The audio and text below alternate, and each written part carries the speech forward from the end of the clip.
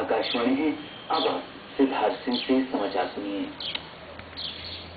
महाराष्ट्र और हरियाणा में विधानसभा चुनाव के लिए प्रचार ने तेजी पकड़ ली है।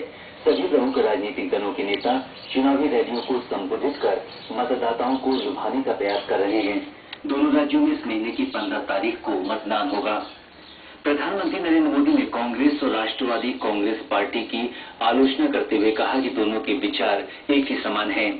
महाराष्ट्र के गोंदिया जिले में एक चुनावी रैली में श्री मोदी ने दोनों ही पार्टियों को भ्रष्ट और अयोग्य बताया। पिछली सरकार द्वारा लगाए स्थानीय निकाय कर को लूटो बांटो कर बताते हुए श्री मोदी ने आश्वासन दिया कि उनकी पार्टी अगर राज्य में सत्ता में आती है तो इसे समाप्त कर देगी। दूसरी ओर विदर्भ क्षेत्र में एक रैली में शिवसेना अध्यक्ष उद्धव ठाकरे ने कहा कि उनकी पार्टी महाराष्ट्र को विभाजित कर राज्य में अलग विदर्भ क्षेत्र बनाए जाने के खिलाफ है। केंद्रीय अन्वेषण ब्यूरो सीबीआई ने हरियाणा के पूर्व मुख्यमंत्री ओम प्रकाश चौटाला पर शर्तों का उल्लंघन करने का आरोप लगाते हुए दिल्ली उच्च न्यायालय से उनकी जमानत रद्द करने की याचिका पर आज तत्काल सुनवाई करने का अनुरोध किया है। याचिका में कहा गया है कि श्री चौटाला अपनी जमानत शर्तों का उल्लंघन कर रहे हैं।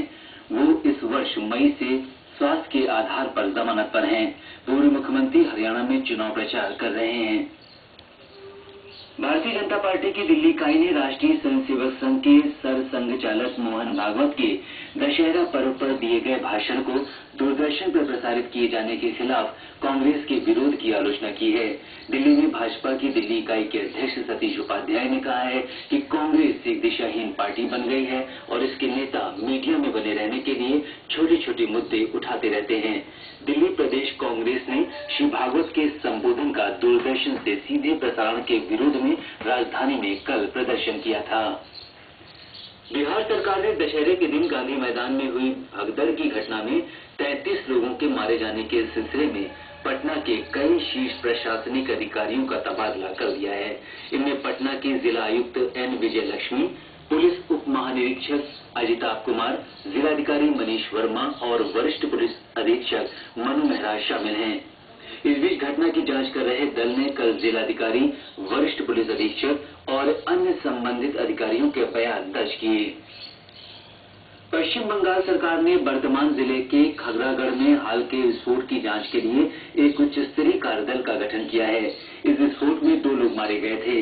राज्य के गृह सचिव वासुदेव बनर्जी ने कल रात कोलकाता में बताया कि पुलिस महानिदेशक जीएमपी रेड्डी इस कार्यदल का नेतृत्व करेंगे। श्री बनर्जी ने कहा कि सरकार इस मामले पर राष्ट्रीय जांच एजेंसी एनआईए के भी संपर्क में है। गृह सचिव ने विस्फोट में अलकायदा का हाथ होने से इनकार किया। इस बीच विस्फोट के सिलसिले में गिरफ्तार 2 महिलाओं को एक स्थानीय अदालत ने 9 अक्टूबर तक के लिए पुलिस रिमांड पर भेज दिया है। विपक्षी वाम मोर्चे और भारतीय जनता पार्टी ने राज्य में कानून व्यवस्था बनाए रखने में कथित नाकामी और अपराधियों के प्रति नरम रवैया अख्तियार करने के लिए राज्य सरकार की आलोचना की है। उत्तर प्रदेश में राज्य सरकार ने मुजफ्फरनगर में कल रहस्यमय परिस्थितियों में मारे गए लोगों के परिजनों को 5-5 लाख रुपए दिए जाने की घोषणा की है। जिले के अतिरिक्त जिलाधिकारी इंद्रमणि त्रिपाठी ने बताया कि इसमें से 3 प्रभावितों के परिजनों को 2,50,000 रुपए दे दिए गए। बाकी राशि जल्दी ही दे दी जाएगी। पुलिस ने बताया है कि गायब हुए 3 युवकों में से 2 सुरक्षित लौट आए हैं और तीसरे के बारे में जानकारी जुटाई जा रही है। मुजफ्फरनगर के बहादुरपुर गांव में शनिवार को 3 मजदूरों की हत्या के बाद तनाव फैल गया था। दिल्ली में इंडिया गेट से पिछले रविवार से लापता 3 साल की बच्ची जाह्नवी मिल गई है। दिल्ली पुलिस ने बताया कि कल शाम जनकपुरी इलाके से बच्ची मिल गई। ये बच्ची अपने माता पिता के साथ इंडिया गेट गई थी, जहां से लापता हो गई थी। ईद उल अजहा का त्योहार आज पारंपरिक उल्लास के साथ मनाया जा रहा है। राष्ट्रपति, उपराष्ट्रपति और प्रधानमंत्री ने देशवासियों को ईद की मुबारकबाद दी है। राष्ट्रपति प्रणब मुखर्जी ने अपने संदेश में कहा है कि ईद उल अजहा त्याग, विश्वास और समर्पण का प्रतीक है। उपराष्ट्रपति हामिद अंसारी ने कहा है कि ये त्योहार सर्वोच्च बलिदान की भावना का प्रतीक है और समाज में शांति, प्रेम तथा सहिष्णुता को बढ़ावा देता है। प्रधानमंत्री नरेंद्र मोदी ने कहा है कि ईद उल अजहा त्योहार में समाज में सौहार्द और सहिष्णुता की भावना बढ़ेगी। इसके साथ ही ये समाचार बुलेटिन समाप्त हुआ।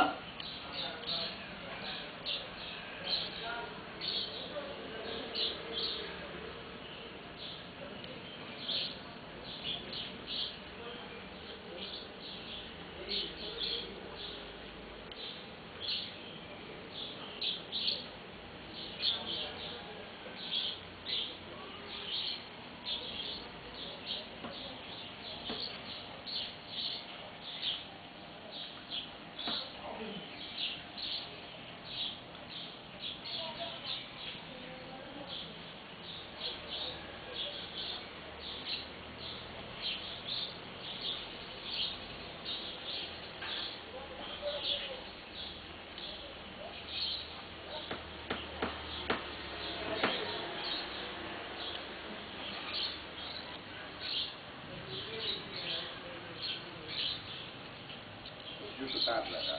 Addressing a rally in Wadda in the Delta region, Shiv-Sena Chief Parker said that his party is opposed to the idea of division of the Maharashtra by carving out the Delta region from the state. Haryana too is witnessing extensive campaigning for the assembly elections, and the main parties in the competition continue to point fingers at their opponents. Republican Samaj Party Supremo Mayawati started her whole campaign from Karnal yesterday. While addressing rallies in the state, BJP National President Amit Shah said the people of Haryana have seen corruption promoted by the Congress and hooliganism under the Indian National Lok Dal, and now they want a change and better governance. Delhi BJP has criticized Congress for demonstrating against Doordarshan for the live telecast of RSS chief Mohan Bhagwat's Dashehra speech. Talking to reporters in Delhi, BJP President Satish Upadhyay said Congress in Delhi has become a visionless party and its leaders are raising petty issues to remaining media coverage. Opposing the view taken by Congress, Mr. Upadhyay said the message of Mohan Bhagwat's speech on Dashehra was on national unity and irrespective of caste, creed and religion.